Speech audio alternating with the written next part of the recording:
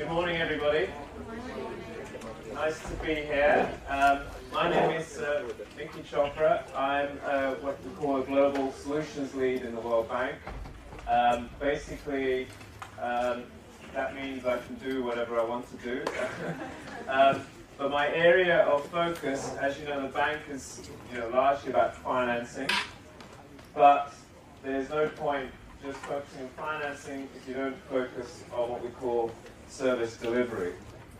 Let me give you one example of what I mean by that from Mexico.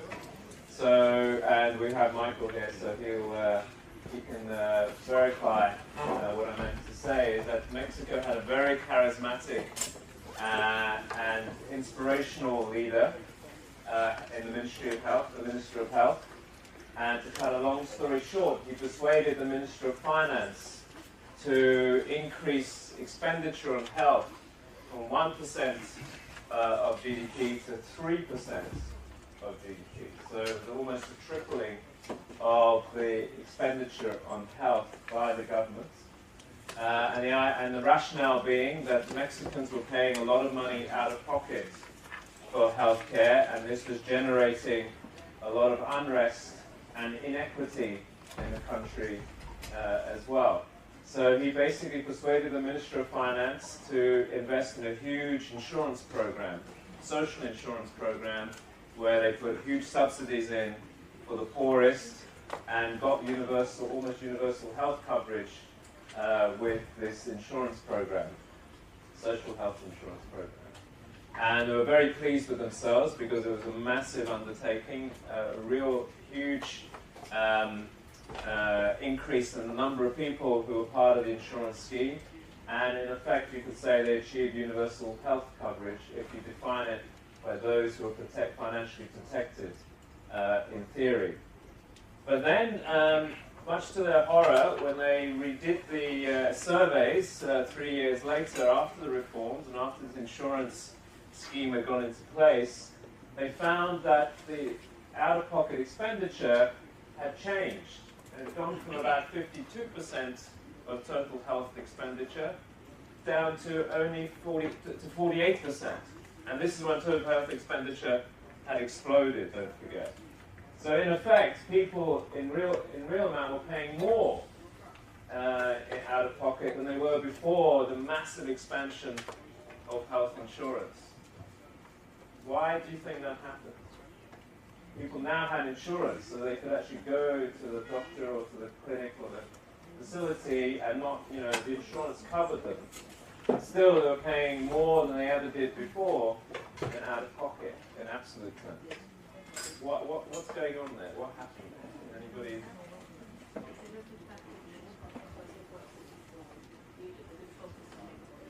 So one thing could be the benefit package didn't pay for the right things.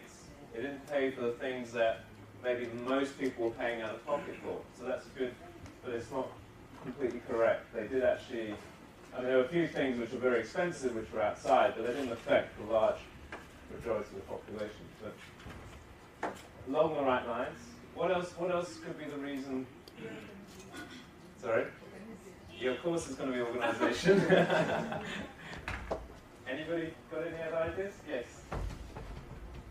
Oh, sorry, if you, please just tell me who you are as well, so it's just useful. Fatima, young professional at the World Bank. I'm thinking maybe because people have now accessed the healthcare system and maybe finding out some of their health issues, maybe just moving on up, they had to get more diagnostic tests and things like that.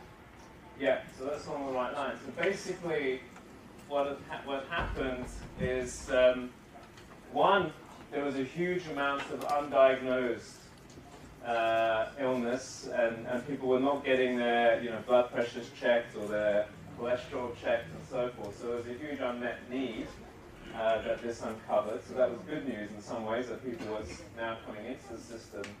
But most importantly, that the Mexican government didn't spend enough time, or didn't have enough time to do the service delivery reorganization and the organizational reorganization. So what happened is that the first port of call, they went straight to the specialist. and to the hospital. And then the specialist said, okay, we have this much insurance that covers you, and they will quickly use that up. But then, beyond that, they had to pay out of pocket. So, you had to then do another test and have another monitoring and so forth.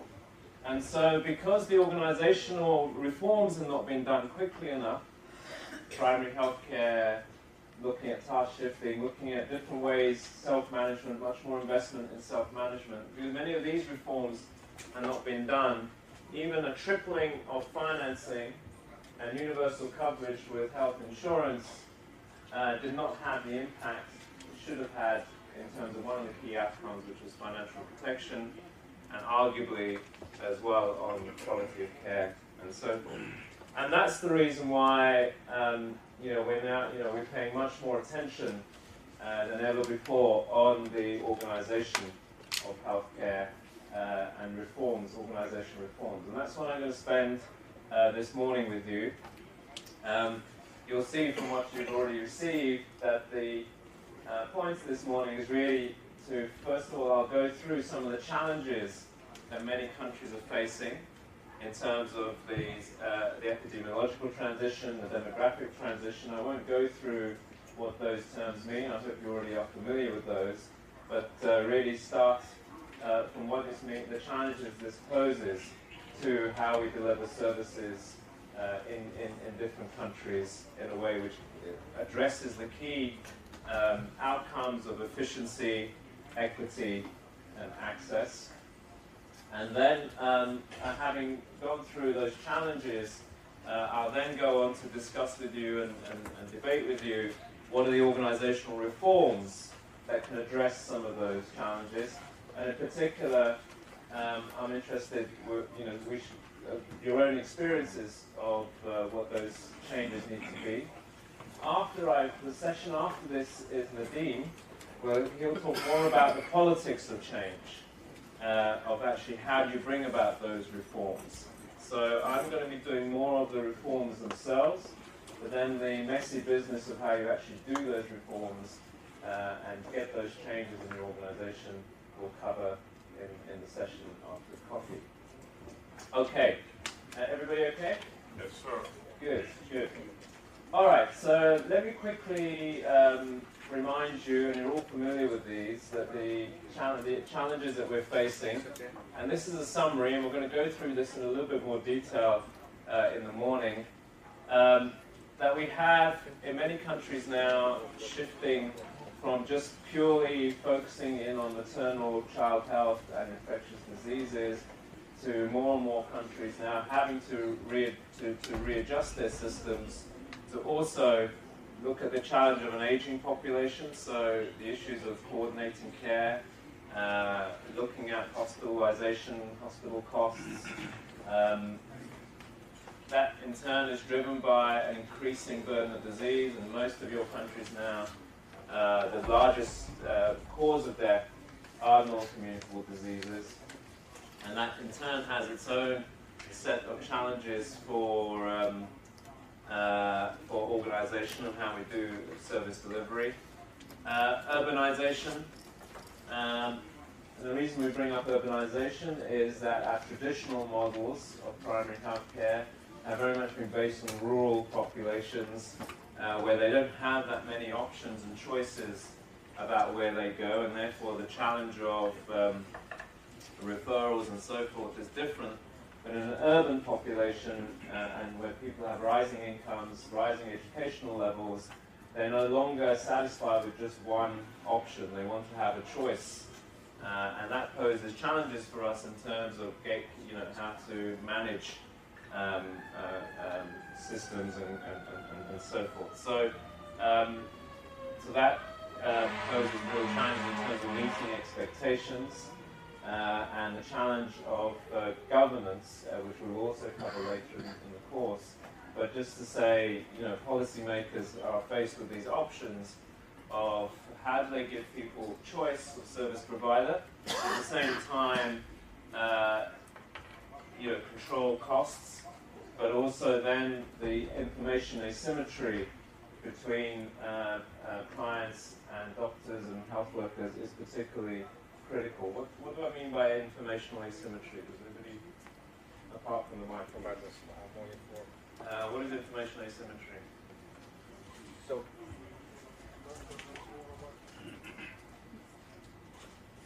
So as usual, the suppliers, the providers are more informed because they have access for different data, in contrast to the patient or population who sometimes have not such access. Right, that's correct. So you were also going to answer. What does information? Let me ask you. Why is information asymmetry so important in the health market? What does it lead to? Manipulation. In- Because doctor, usually what happens in reality is doctors have more information about your health than actually you do for yourself. So, for example, they might overutilize some lab testing, some MRIs, CT scans, imaginary or something, for the sake of generating benefit. Right. So that goes in both ways, but how to stop that? Right. So in a market situation, the client or the user, we would encourage choice and we'd encourage and the market to decide winners and losers, correct? And we would hope then that by the market, shifting resources, they would shift resources to those providers who are providing the best quality of care at reasonable cost. And so forth, and therefore we as policymakers don't need to worry about as long as they're not doing anything unsafe, we can leave the market to help decide who's best and who's not. But because of information asymmetry, in the health market, it's not a perfect market. We cannot just leave it to the market because as a user, you want to have the best. You're not completely in the know about what's best for your health compared to what the medical professional can tell you. So the distortion there means that we cannot just rely on the market mechanisms to guarantee us these issues of quality and value for money. So that's the fundamental challenge, is that populations who are rapidly urbanizing, rising incomes, rising educational levels, but also being exposed to a mass media which is encouraging freedom of choice, autonomy, shopping, consuming, they then take that expectation into the healthcare market, and which is not a bad thing if then they can hold us and health providers more accountable for poor quality, for shoddy care. But the challenge for us as policymakers is that the information asymmetry means that that's not always done in the best possible manner. And so one policy option for us, which we'll hopefully in the section on governance, is about how do we empower people to know more about what is good quality care and give them more voice, so they can actually articulate good quality care in a more educated manner. But on the other side of the coin is we also have a responsibility to how to organize our health system so the best choice becomes the easy choice, as it were. Okay, so here are some of the challenges, and I'm going to go through some of them in a little bit more detail. So this is, the challenge that we face what I've seen in many places is that policymakers, well, this is simple. We've got NCDs, we've got aging, we've got all these new challenges. So all we need to do is just to put on new things onto the same system. That we just, we'll just pay a little bit more, or we'll give them an extra incentive, or we'll do more training, or we'll just tell nurses and doctors to do extra things. And what we quite often then see is that health workers and doctors and nurses and community workers are told to do 50, 60 different things, and they do none of them very well. And the whole system just collapses under its own weight of expectation. Now this is a particular problem and challenge. So I've been working in a country called Sri Lanka, which is a small island, which is just sort of moving, has moved. It's been a front runner an example for many countries as a place with low income had reduced its maternal and child mortality rates to the same level as was found in Europe, even though its income was 1/10 of the income of Europe. And the way that they did that is they had a very strong maternal child health primary healthcare system. So they had community midwives who worked in the community, and their job was to make note of any woman who became pregnant and make sure that she knew to go to the clinic to have her antenatal check. And then they had doctors and obstetricians, a very strong referral network that the pregnant woman at the right time was then referred for delivery and for any risks, pregnancies that were seen by the higher level. So it was a beautiful system. And then when the child was born, they were registered. And once again, there was a community infrastructure so that if the child did not come for immunization, someone would go and knock on the door and say, why did you not bring your child for immunization? You're missing immunization. Please go to the clinic and get your child immunized. So they've got almost universal immunization coverage, universal antenatal, and almost 100% delivery in institutions, and their mortality rates are extremely low. All done with a fraction of the cost of healthcare systems in Europe and Eastern Europe and Central Asia and so forth. So they've got a fantastic healthcare, primary care system for maternal child health.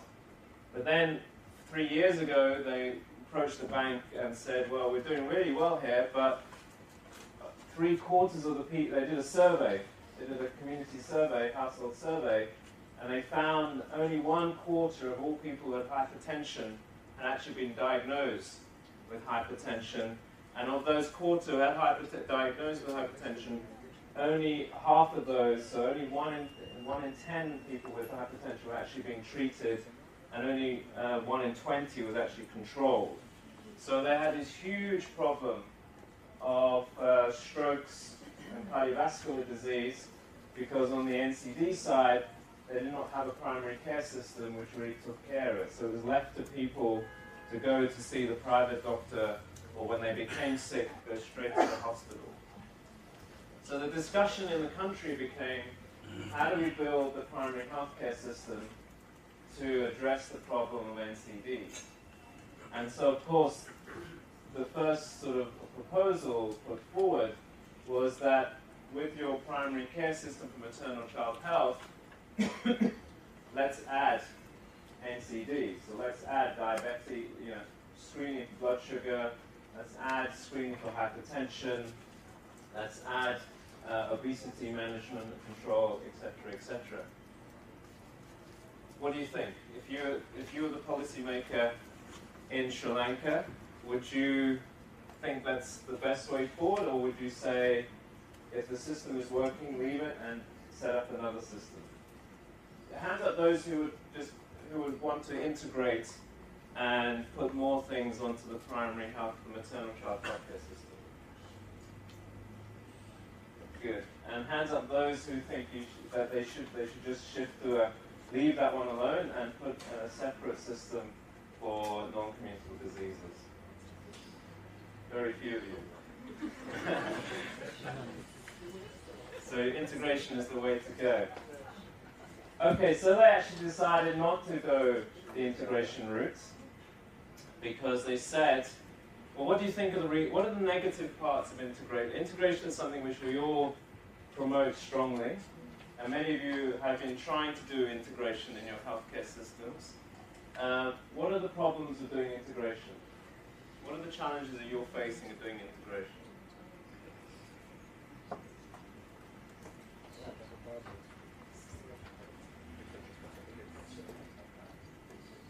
Yeah, then those health workers are going to be distracted from the original core task.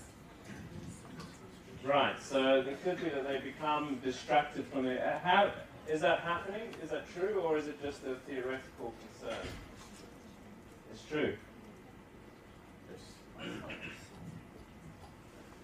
So if you over-integrate and you do not have enough human resources and enough systems in place to support integration, it will probably be much harder, especially in terms of monitoring. If you want to make sure things are happening on the ground, you really need a strong system. Right. Yes. You can see why she's so slim and thin, running all week. She'll be protected from NCDs. Yeah, she's well protected. Well, one of the problems with integration is that people are already used to their own turf. Therefore, for them to see themselves moving and getting integrated into another system, one of the greatest things human beings don't like is change. People like to maintain their immediate milieu, for where they're actually in charge. Because integration simply means you have to collapse of systems and actually fuse into a new system. Many people more often than not resist. And if you force them, they don't put in their best. And at the end of the day, one step forward, two steps forward. Yeah. So the actual evidence for integration is actually very thin. In terms of Nadeem was. I'm always worried when Nadeem and Michael want to intervene because. No, it's not intervention. It's. I'm really curious. We are working now with several countries that are going through transition from donors assistance to self-reliance, particularly for HIV/AIDS, TB, malaria, immunization, Gavi, and they created kind of parallel systems almost in many countries. And now we are talking about integration as the funding is pulling out. Any thoughts about that? Because without donor funding, they may just collapse these services. How's that? Just quick reflection if you can. Yeah, so, well, let me just, so that's a great question. Let me just throw out one more thing, though, and it's good to get your experience, and then we'll get on to this issue. So, integration is something which has been heavily promoted. It's something which seems to make sense to us on a sort of logical way, that you try and get efficiency by getting, integrated systems and integrated health workers who manage different conditions in a holistic manner. What if and then I told you, actually, it's not, and you know this from your own experiences, that it's extremely difficult to get high quality integrated systems to happen.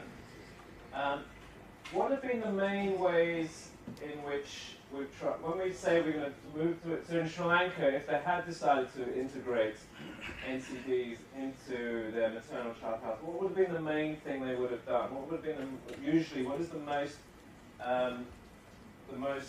obvious thing that policymakers end up doing? It's one of the main. It's one of the main risks, as you mentioned, it's diffusing of quality. So it's necessary to have a very clear algorithm, guidelines, protocols, which should be used or fulfilled by the medical staff in different setting situations. And of course, should be combined with some incentives. Right. Good. Did you want to say something more on that then?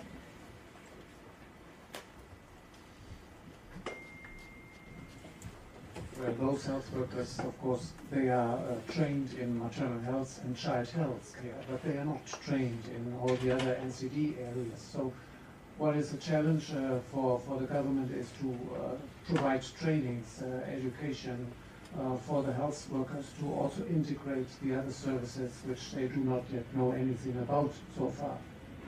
Right.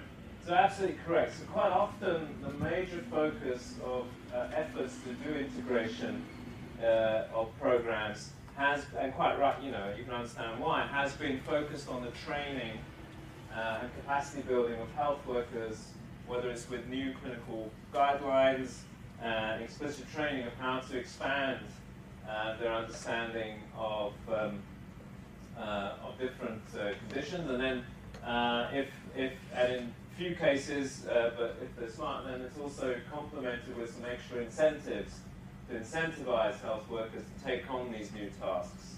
Now, of course, the challenge becomes, the challenge with incentives is that you get distorted priorities, and therefore, we had this one experience in Southern Africa with HIV/AIDS, where once the George Bush had woken up and had his massive PEPFAR program. Millions came into countries for HIV.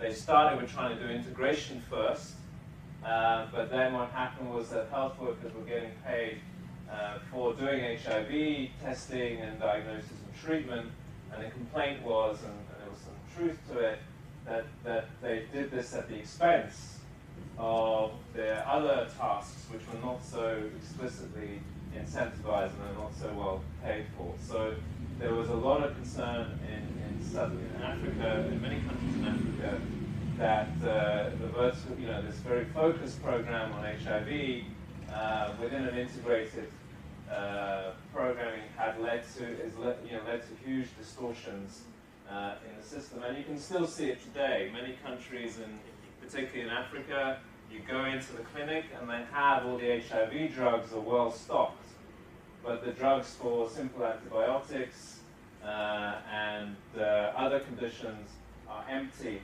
because the funding and the incentives have gone for one program which has funding at the expense of other programs. I just want to share a similar experience about something that happened in Lebanon. So when we had the refugee crisis, a lot of money came in, a lot of programs started for the refugees.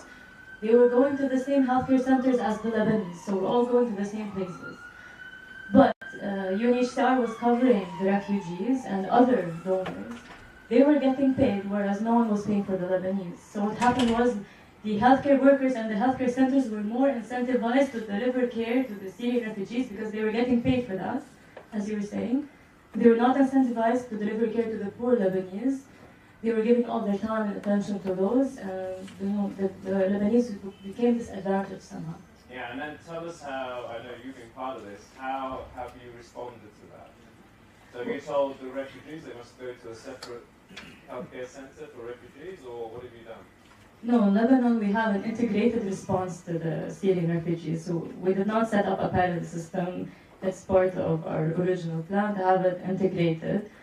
What we did as the ministry is the Director General formed a steering committee where he forced all the UN agencies and all the donors and everyone active in the refugee response to sit at one table and coordinate all efforts.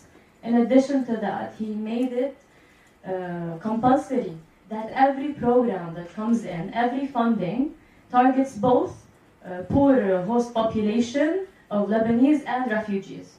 So both can access those benefits. And in addition to that, we received a $50 million grant from the Syria Crisis Multi-Billion Trust Fund with the World Bank, and we're using that money to subsidize primary health care for poor Lebanese. Right. So you address this challenge of disincentives by putting the extra resources into the populations which are being ignored, getting the same level of incentives as great.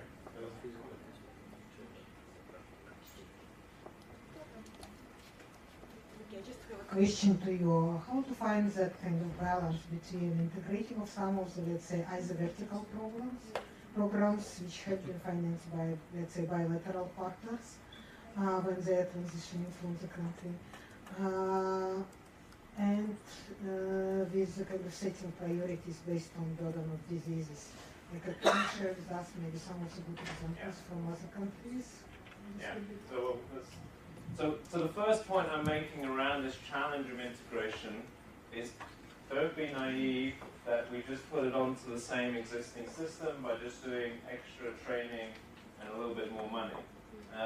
That is necessary, but it's not sufficient. Okay? And this is why we're getting onto this organizational knob, and it's very much about understanding these processes and experiences, and one example is this challenge of integration. And in particular, it's what we call the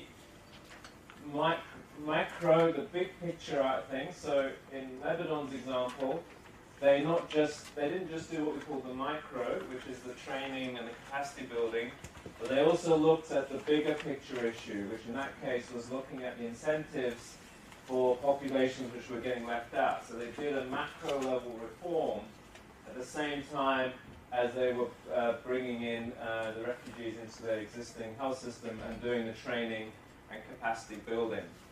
So as we think about this issue of integrating different programs together, you need to think about the specific things around workers, processes, the internal structure of organizations.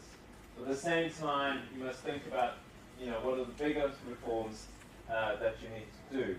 And so what I like to do is to take an example of this and use the example of non-communicable, so just to remind us of the macro and the micro. So let's work through this with an example. So let's look at non-communicable diseases. So what I want you to do in your table, in your groups, just very quickly, this is just a 5-minute brainstorming exercise, is that I do want you to put yourself in the Sri Lankan ministry's position, and they want to address the issue of non-communicable diseases. Okay? Diabetes, hypertension, obesity, and so forth. What are the challenges in terms of your care model? So one challenge is that you have to move from acute care, just having 4 antenatal visits, to a long-term care model. So what are some of the other challenges that they're going to face in designing their NCD program, in particular in terms of how they're going to bring it together with their MNCH program? So just quickly discuss in your table, what are some of the systems and clinical challenges of integrating an NCD program into a communicable disease, largely a communicable disease MNCH program? So if you just quickly write down on your own piece of paper and quickly discuss, and I'll come to you for some examples of those challenges of moving of an NCD program versus a MNCH program.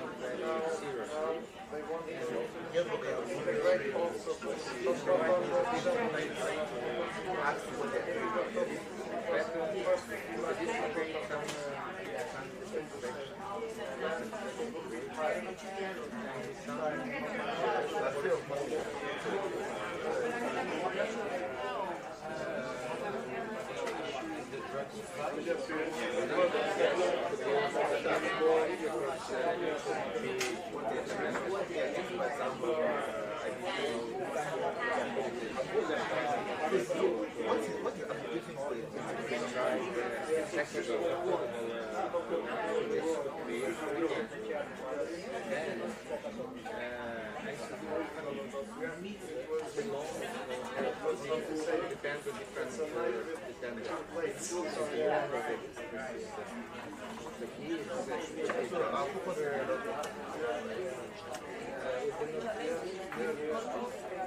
Everything could be on the shoulder for one thing. And behavioral risk factors, nutritional risk factors, which can go to other sectors. This will create failure. So the role this creates should be coordination role primary health care.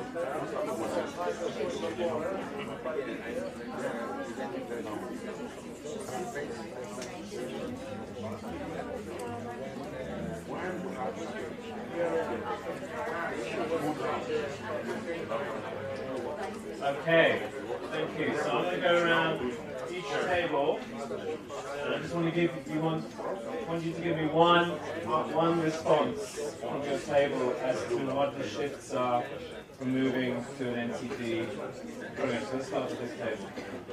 Let's have an input. We have implications for the supply chain. Supply chain. So one implication is supply chain. There's a different set of drugs. Is it just a different set of drugs, or is it something more fundamental to supply chain? You might need additional space for the storage, the transport. Right. Okay, so supply chain is one. I would add it's not just more physical space, but it could also mean, these are clients who are going to keep coming back for drugs time and time again. And what we find in many countries is that because they haven't changed their prescribing regulations, that they have to line up in long queues, go back to the hospital or to the facility and see your health worker again, get a renewed prescription, and therefore you have to change, may even make changes to your regulations as to how people get drugs. Another example. Capacity, probably clinical capacity, the health workers may not have appropriate clinical capacity to diagnose, treat, or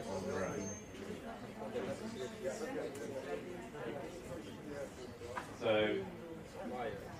Prevention prevention system for Albania country, which is the new system regulation project out for people from 35 years to 70 years to prevent the diabetes or cardiovascular diseases.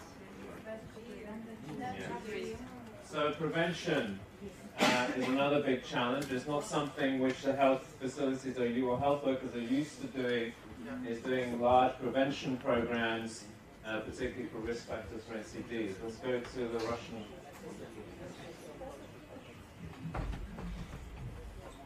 We discussed in our group about potential consequences of climate change. So I think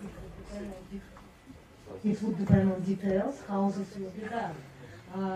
Because if money will be set and tailored specifically for non-communicable diseases away from MCH, then this might have a negative effect on whatever previously improved practices.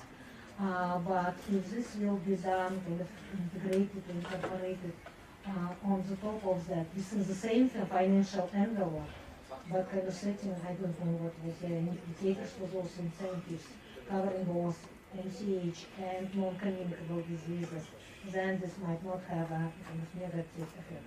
When it comes to supply management, like again, it depends on like what would be the list of essential drugs which should be available at this health facility. If that list of essential drugs will be broad enough to treat both conditions, then it will be okay. So, Sure. So capacity of the health workers in particular is stable. Just one example. Okay, in addition to the capacity, even if you teach them how to do it, there just might be resistance of healthcare workers to do anything additional or different. Right, right. So the challenge of pushback from the healthcare workers. This table, another example. Comparing to the previous maternal and child health, if you include NCDs, the targeted population will be too large. So you need more investments, including hiring new health professionals. Otherwise, if you are adding the services to the current health professionals, there will be huge workload and resistance from the health professionals, and also health information management system. Right. So this was a key issue in Sri Lanka. Their point was that the population at risk of NCDs is very different to the population that we're dealing with at the moment. Who are the population at risk of NCDs? The more middle-aged, elderly population, and in Sri Lanka's case it was mostly men actually, who had all the hypertension and diabetes. The women seem to be protected. So their point was, well, our middle-aged men don't want to go to the pregnancy clinic. It's seen as the pregnancy clinic or the child clinic. So that even if we trained all these health workers and made them into NCD smart, which we can do, I mean, they're very smart people in Sri Lanka, health workers, and they're very motivated, so they didn't need a huge incentive either. It will be a waste of time because nobody goes to those clinics. They're open at the wrong times. They're open during the day and mostly just in the mornings when the men and people are at work. That the people who work in them are young women who, like, etc., etc. So their key argument about not integrating was actually, that this would not reach the population that is highest at risk. We'll come back to this point. So that's a great point there. One more on this one. Okay, just to add, it's already described. It's the misalignment of incentives that we have to take care. When we bring in incentives to the NCD, staffs will move away from MCH, which is the hardest part of the job, and move to the easiest part of the job. So we have to take care of the misalignment of incentives to the easier job and losing the result, the success that they got so far. Okay. Was anything new or different than has been said already? Yeah. We also believe there is another problem that can come from the patient side. For this kind of diseases, we need the patient to cooperate, and understanding that these are the primary health care doctors, that imposes an extra efforts on them to explain everything to patients and make them engage them into the cure So that's another great point. And you want to reflect on that? No, are you raising a separate point? Yeah, that's a separate point. Let me come back to that. Is this on this point? Separate point. No, not separate. So I think this is another critical challenge from NCDs from the incommunicable disease, and it's one we face with HIV as well actually, is that a large part of MNCH and communicable diseases is about seeing a client, giving them specific treatment, and moving on to the next patient, right? It's pretty well regimented, and that's why in many countries, like even community workers are diagnosing and treating childhood illnesses because it's pretty, standardized and relatively straightforward. But with these chronic diseases, and HIV as well as a chronic disease now, it's lifetime of treatment, it's a completely different and much more exaggerated that you have to empower the patient and the client to take much more responsibility of their condition. So the relationship that you have with your patient is a completely different relationship than you have largely when you're doing communicable diseases and MNCH. It's a very short-term, episodic process. This is much more about empowering and engaging and having a relationship. So that has a completely different, not just technical in terms of the training and capacity of health workers, but the way in which you set up your whole information systems is the most important one in many respects. So it's a completely different need for working. Let's just take from this table any new things that we haven't discussed. Financing has been mentioned. Anything from this table? Different? Okay, let's just take a quick look, then we move on. I don't know if this, I guess it would fall on the supply side, but diagnostics I think would be huge in NCDs, and it would be very different to what you would do in just MCH. Right. Because you would be giving more time to NCT now, the quality may be compromised for maternal child health. Right. Okay, thank you guys. So you've put up a lot of these issues. So just to summarize what you put in is that the systems changes are at the micro level in terms of training, the types of health workers, the relationships they need to have with their patients, and it goes the care model changes, but then through to the challenge of long-term changes, whether it's regulatory in terms of pharmaceuticals and prescription, as well as the, one thing that was not mentioned was the role of hospitals and specialists. This becomes much more critical, that the care-seeking changes from going, and we talked about this, about primary care clinics not being a place that most of the people who are sort of suffering from NCD want to be going to, or think they should be going to. They want to go see the heart specialist and go to the hospital. And we talked about the incentives and the challenges of incentives, and we talked about the information systems and the changes.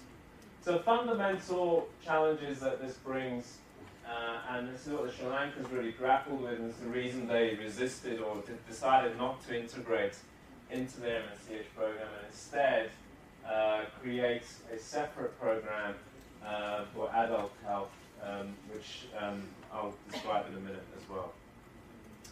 Okay, so just to give a little bit more detail now and some slides for you, just to say, this is a slide, I don't know if you can see, it's a human body, but just making the point that the problem of fragmentation is not just at the systems level, it's at the clinical level, and that we have all these different groups of specialists who now are getting more and more subspecialized, and as people trying to manage the system, it becomes more and more challenging how to coordinate and manage when the clinical side is becoming much more acute and different. Sorry, your slides are not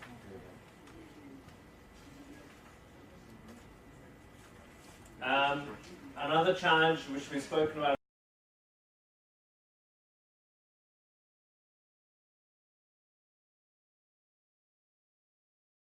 But then also we have in many countries very distinct vertical health program issues as well. So the coordination across these is a major challenge for both clients and patients as well as for policymakers.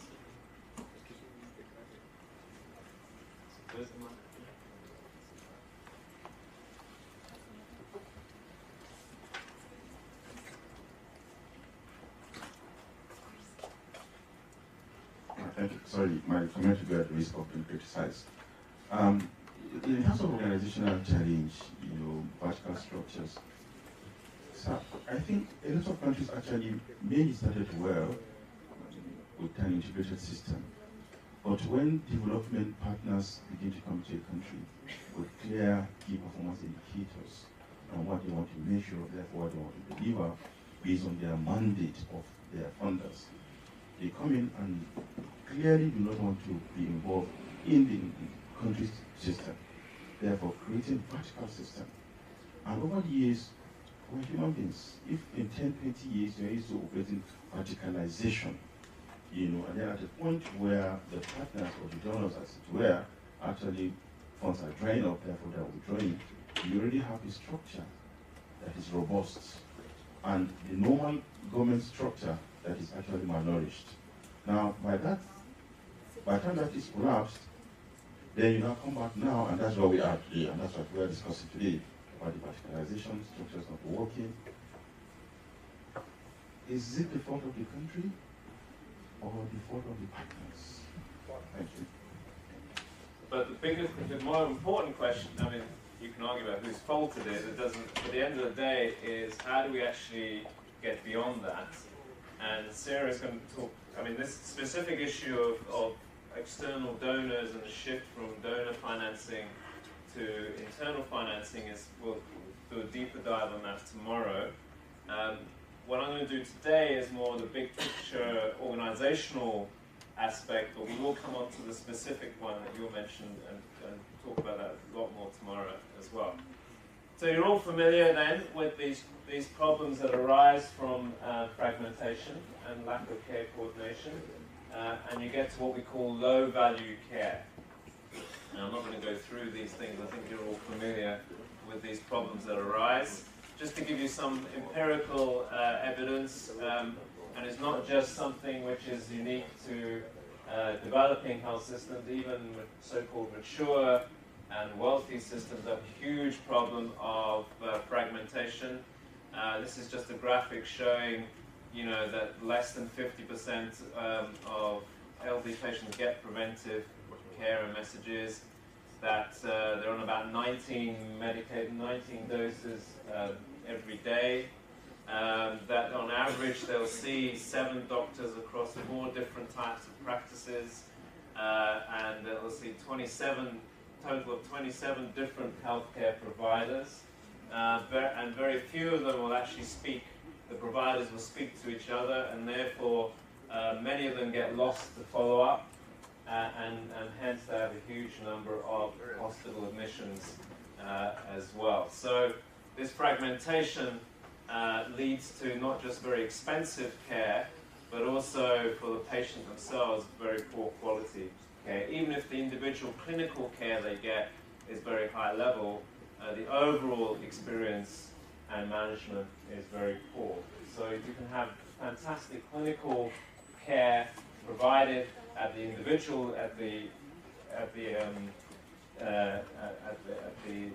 one point in time, but because the system itself is fragmented and not integrated, you have poor quality. This is just just showing you that, in particular, the danger and the risk of countries which are going through this rapid transition, that it just overwhelms the system. And many of you are familiar with the story in China, where huge numbers of people are now suffering from complications, but because of the relative mistrust and of the primary care system, they're all going straight to the hospitals, particularly in the urban settings. And I think there were 50,000 episodes, recorded episodes of violence of patients against healthcare workers, recorded in China in a year. So a huge amount of frustration with the healthcare system in China, even though China is spending more money on healthcare than ever before. The expenditure rates have gone through the roof. But even then, it's not coping with the challenges because of the poor quality and fragmentation of care around NCDs in particular. Yeah, is this percentage-wise or number of people, depending on the population size of the country? I think the graph this is per, yeah, sorry, this is per 100,000.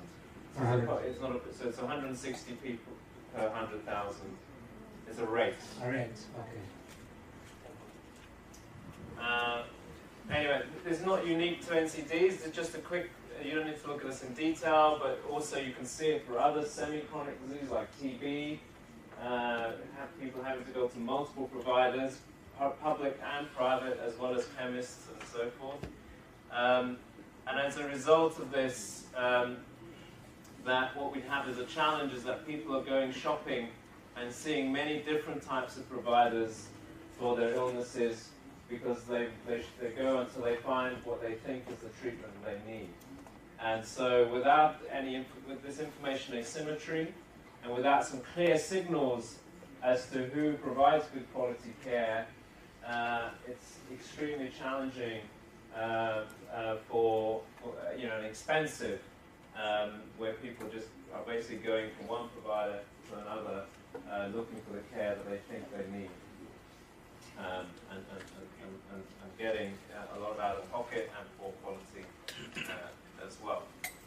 All right, so let's move on, and that just last slide on this is just reminding you that huge driver of costs and in many countries now uncontrollable driver of costs, and leading to huge frustration, political frustrations as well.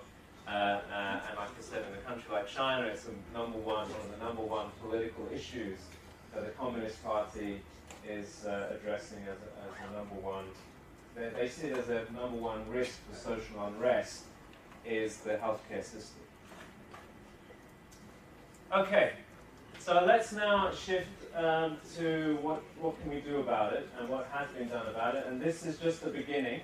Like I said, next session we'll do more on the politics of it and the management systems for changing and so forth. And then tomorrow as well we'll do more specific issues around financing and vertical financing and so forth. I think many of you are familiar with the patient-centered models and the shifts that are required. I'm sure you've all seen slides like this, and I'm not going to spend too much time going through the elements. I think you're all familiar with these elements. And it is challenging for you because there's so many different names that is given to all these different things: patient-centered care, people-centered care, chronic care model, shared care, case management, accountable care. So, you're all bombarded with these concepts and with these slides, and you're all familiar with these tables, which are showing how how you move from conventional care to people-centered care. Is everybody familiar with these issues, or do I need to go through them a little bit? All right. I mean, there are readings, and I'll give it to you, and I won't spend too much time because I do want to talk about the organizational implications of this as opposed to the specific. But these are things which we've been talking about this morning: is how do you go from the acute to a long-term relationship, from working as individual physicians to team-based approaches? How do you incentivize for volume to actual management and outcomes? How do you move from reactive, just waiting for somebody to come into your clinic, to actually doing preventive and promotive and outreach in the community and so forth? So all I want to say here is that it's given many different names and many different labels, but the principles are very similar in terms of the shifts that need to happen both at the care level but also at the organizational level. So I want to focus now on the organizational level and how do we start to think about, you know, how do we move our systems from a conventional care model to people-centered or patient-centered or chronic care model. And what I want to suggest, one way of starting this is to ask yourself some key questions as policymakers. And we saw this example from what was said about the Lebanese experience. But it's really what is the health needs, and how is my system, the way in which I deliver care, how is that at this moment set up? And then how do I need to move that and change that care system to address the burden of disease that I have? And so what countries have done is three main ways in which they've thought about the care needs that they have. The first way that Australia and other countries have thought about this is to segment their populations and think of them in terms of the risk and cost. So they've looked at conditions and groups of patients who have high levels of hospital admission, and they're driving their hospital costs very high. And so they've sort of segmented their population. So, okay, so for example, the very elderly, the very frail, they often end up in hospital because they fall at home or they have a dizzy spell and they can't be taken care of at home, so they end up in the hospital. And the pros of that is that they're quite simple to identify those kinds of patients, and if you can address and help them to have better care at home or make their home safer or have some place where they can go, which is not a hospital, the potential to have impact can be quite high in terms of your costs.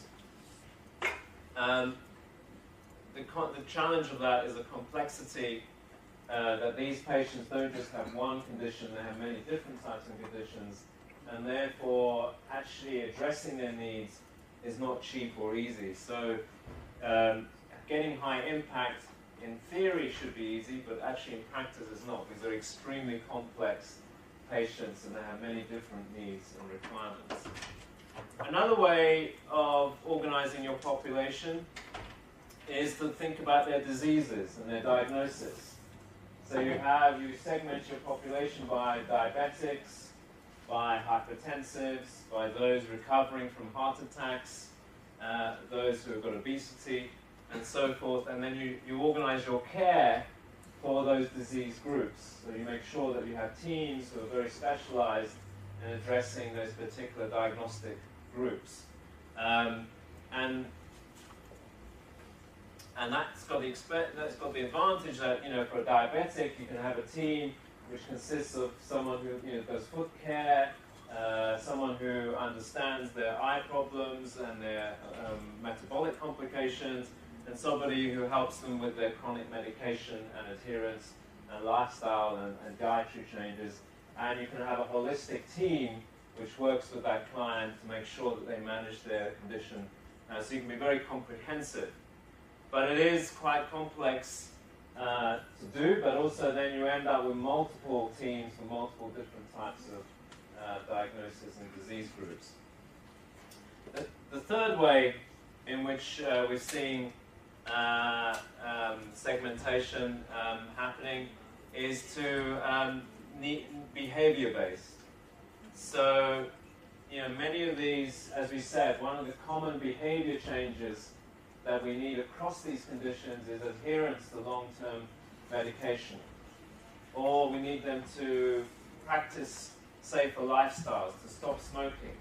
So that's a common behavior change that we can do. So you can actually segment your population according to the behavior change that you want to see. So you could be smokers who want to, now that wouldn't really work in many Central Asian countries with everybody smoking, but or heavy, you know, people who are overweight and need to do it. So you can segment your population by the behavior that you want, and then make sure that you really hone in on getting them the different services required for that. So if this could be one of your first steps that you need to think about when you're redesigning your organization of your health system, is to look at how do I segment my population. And then based on that segmentation, the next thing you can do is then say, well, what is the service delivery model that would work best for that population? And I'm just going to talk you through a few models, and you have this on your slides, so don't worry about taking it all down. So the classical one is the family medicine, the GP, the walk-in type of model, which is that you have, a practice which takes care of a collection of illnesses and diseases. And I think you're all familiar with the principles of family medicine and the GP mechanism, and you would have done yesterday. I had the financing, capitation versus fee for service, how that all influences the family medicine model. But it had, even though it's been around, it is the classical Aristotelian model of the physician who takes care of you as a holistic person. Implementing that has actually proven to be very challenging, particularly in countries which haven't had that model, which have not had a tradition of that model. Largely because the incentives have been distorted, so it's much more financially rewarding to go into specialist hospital care, but also because not just financially, but also in terms of peer recognition and for many doctors in particular, family practice is the one you go to if you fail at everything else. So that prestige is in many countries and many medical professions has not been raised enough sufficiently. So many countries we also have hospital-based primary care as a result, and so it has the advantage that you can get direct link and referral to specialist care if you need it, and also for many people they feel better about going to the hospital because they see the machinery and the equipment and the diagnostics, which is what they like to have. So this is becoming, still a large part of primary care is provided through hospitals, and in fact that's the way in which the NCD program in Sri Lanka largely works, is through hospital-based primary care in the past. We're now starting to see, based on models from the old Soviet Union, where they had these polyclinics, and where you had, you did get specialists to go down and work at the clinic level, and it has been successful in many respects, particularly for the communicable MNCH services. We have seen very low levels of mortality, very good outcomes in that. Unfortunately, it is very clinical based at the moment, and it's very much focused on clinical care. And as a result, some of the prevention and promotive, as this table over here pointed out, as you pointed out, is relatively neglected. And also, when you have specialists at the primary care level, they are still specialists, and they still think in a specialist mindset, as it were. So the over provision of service is a big problem in these kinds of contexts as well. And then finally, we have the dispensary, which we see a lot in Africa, for example. Many African healthcare systems, a large amount of so-called primary care is actually done through chemists and pharmacies and very dispensary type of centers as well. So, and then we get specialist care, and then we also have community health workers now in many countries becoming formalized and providing a lot of primary care as well. So your challenge as a policymaker or as a manager is, how do you look at your service delivery models, whether it's family practice that you have, and you probably have a mix of all of these, and then think about your population and how you're going to segment your population, and then try and map these things together and tie it together. So here's one example from I think it's from Australia, where they did it by their risks.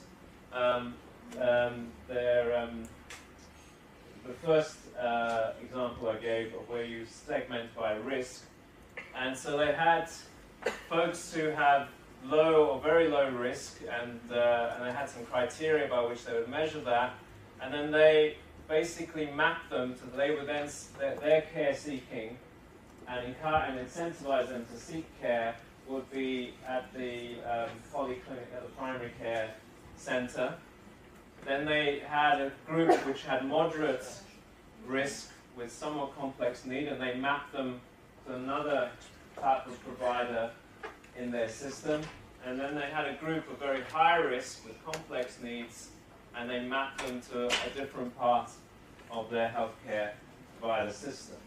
And then they went back and then tried to then do the reforms to incentivize those different groups to care for those different types of patients. So they required incentives both for these people to go to the right place, but also for the clinics and the primary care center and the hospitals to be incentivized to, if they have a patient who is low risk coming to seek care in a facility which was meant to deal with these, how do they disincentivize these people to make sure they send them, refer them down to the right place? So what I'm saying is that as you start to think about integration, think about your population, how you're going to segment your population, whether it's by diagnostic case, whether it's by risk, and that risk could be either in terms of their risk of coming, how often they come to the healthcare facilities, or seek healthcare, or need healthcare, or it could be risk by behavior, and/or by behavior, in terms of risk behaviors. And then look at your healthcare delivery models that you have, predominantly, the mix of it, and start to think about, well, what would make most sense and be most rational. And then you need to think about the incentives, which we'll come on to in the next session, at all levels of the system to make it fit. Okay? So just to, and I'm running out of time, I'm afraid, so I won't go through this, but basically just to give you some examples of how this is happening, and it's in your handout, so you can read them in your handouts. So, obviously, innovations and technological innovations are allowing us to do this and have much more flexibility in how we do this. So, in Brazil, they're now looking at the use of telehealth ECGs, which are actually automatically giving the diagnosis and then linking them from the primary care to the specialist without having to go to the specialist. You're having these online phone where you can just call the number and it gives you online access to specialists and to multidisciplinary teams, so you can sit in the primary care clinic but still have different members of the team online and able to answer. So that's helping them to change and shift people to go and seek care at the right level in the most efficient way. This example from India, in a different type of setting where they're much more using community workers now to do diagnosis and even treatment at the community level and they have a link to physicians through their smartphones, so they can now track and manage, so the physician can now manage many more patients than he or she could by just waiting for them to come to the clinic. They can now, through their community workers, manage far large numbers of people in the community. So whereas before they had to wait, they can only manage people who actually came to them in the facility. So they basically they've sort of done, they've multiplied their impact through community workers. Last example of hospital at home, which is really, they've taken a risk-based approach and looked at the high-risk patients who go to hospitals and on a regular basis and drive costs there, and have then really tried to do intensive interventions at the home to stop these people having to go to the hospital for every time they fall, or prevent falls at home, and to prevent hypertensive episodes at the home level, and therefore prevent hospitalization and do cost saving as well. Okay, so just to finish off, integration is a critical challenge for all of you. You know, whether you're moving from vertical HIV/TB programs into more integrated, or whether you're seeing the shift to NCDs, but you still have to maintain and sustain your previous programs. And key messages here is one: don't just think of the micro level, the training, the capacity building, the physical needs, infrastructure. Think of the macro level organization of your system. And one is the physical aspect, what care models you have, and how do you map them to your different population needs.